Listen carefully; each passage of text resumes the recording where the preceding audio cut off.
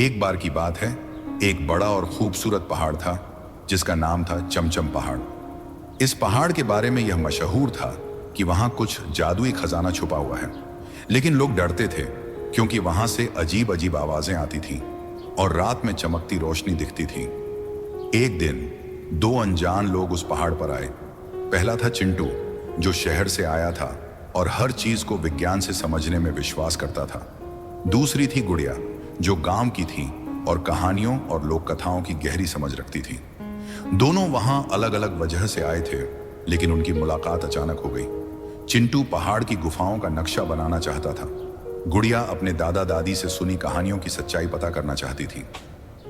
जब वे दोनों पहाड़ की गुफा में पहुंचे तो उन्होंने देखा कि वहां एक बड़ा पत्थर पड़ा है जिस पर कुछ अजीब से निशान बने हैं। चिंटू ने अपना कंपास और टॉर्च निकाला और निशानों को समझने की कोशिश की।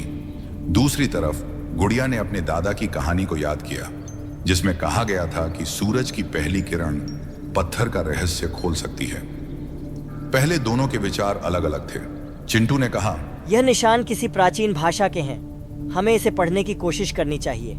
गुड़िया ने कहा, नहीं, हमें सुबह सूरज की किरण के साथ यहाँ आना चाहिए।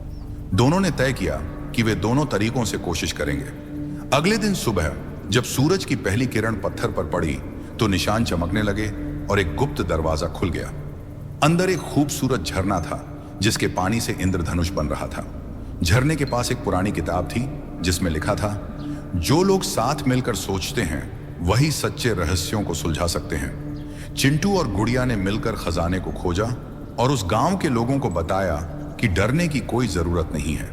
यह जादू सिर्फ उन्हें सिखाने के लिए था कि अलग सोच होने के बावजूद साथ मिलकर काम किया जा सकता है। उस दिन से दोनों सबसे अच्छे दोस्त बन गए और पहाड़ के रहस्यों को सुलझाने का काम करने लगे। शिक्षा, साथ मिलकर काम करने से हर समस्या का हल निकल सकता है। हर किसी की सोच का सम्मान करना चाहिए।